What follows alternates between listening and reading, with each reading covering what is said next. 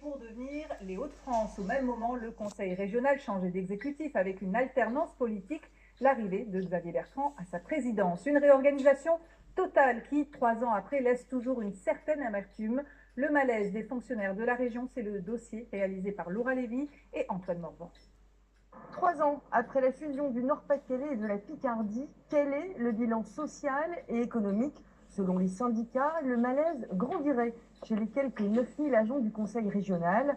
Il y a un an déjà, un audit mené par un cabinet indépendant révélait que 43% d'entre eux sont en grande souffrance. 80% d'entre eux estiment ne pas avoir été assez accompagnés au moment de cette fusion. Absentéisme, éclatement des services, déplacement à outrance, la fusion a encore du mal à passer. Ce matin, Aurore installe le système de visioconférence, une habitude prise depuis la fusion.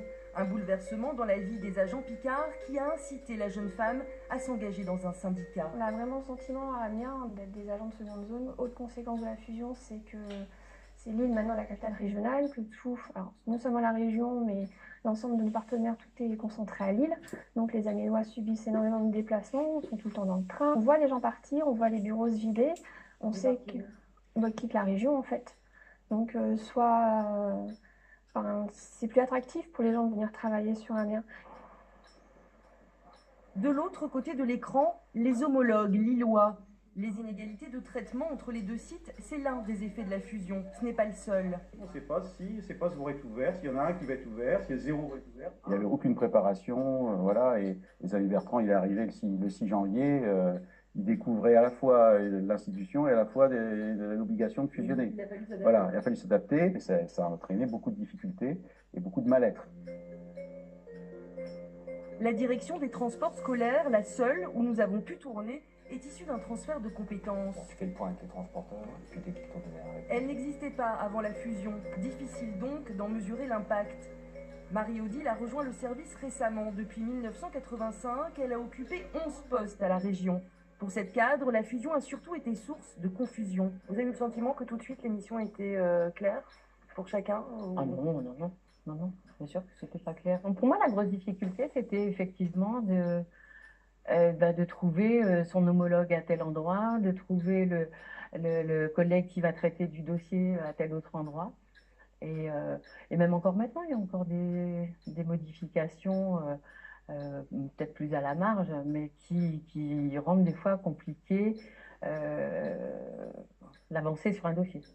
Autre conséquence, un absentéisme record. 10% des agents seraient en arrêt. Aucun n'a accepté de s'exprimer devant la caméra par crainte de représailles. Quand on vient travailler le matin avec une boule au ventre, avec des symptômes physiques, on se dit bon, c'est tout, je peux plus, c'est pas la peine, je vais rester chez moi et puis je vais me soigner, quoi. Et donc il y a ça, et ça c'est lié à la fois pour certaines directions à un burn-out, parce qu'il y a un manque d'effectifs dans la direction, parce qu'il y a une surcharge de travail, etc. Ou à un bore-out, parce que les gens viennent travailler et ils ne savent pas ce qu'ils vont faire dans la journée, parce qu'il n'y a pas de sens, parce qu'il n'y a pas d'objectif. À plusieurs reprises, les salariés ont manifesté leur mécontentement. Réunis en intersyndicale, ils dénoncent aussi les suppressions de postes. En charge de la fusion, la maire d'Amiens, soutenue par Xavier Bertrand, assume ses choix politiques. Oui, il y a eu des baisses d'effectifs liées à la suppression des contrats aidés. Et ça, c'est extrêmement sensible dans les lycées. Après, on a en effet des agents qui n'ont pas été remplacés. Donc, la baisse d'effectifs, c'est un peu plus de 3%. Il y a certains postes qui étaient en doublon. Donc, s'il y avait des personnes qui étaient amenées à changer de poste ou à partir en retraite, ben, on n'a pas nécessairement remplacé ces postes-là. Un numéro vert a été mis en place à destination des agents en souffrance. La direction promet une autre enquête sur les conditions de travail. Mais pour les syndicats, le dialogue est rompu. Ce mardi, ils appellent à une nouvelle mobilisation.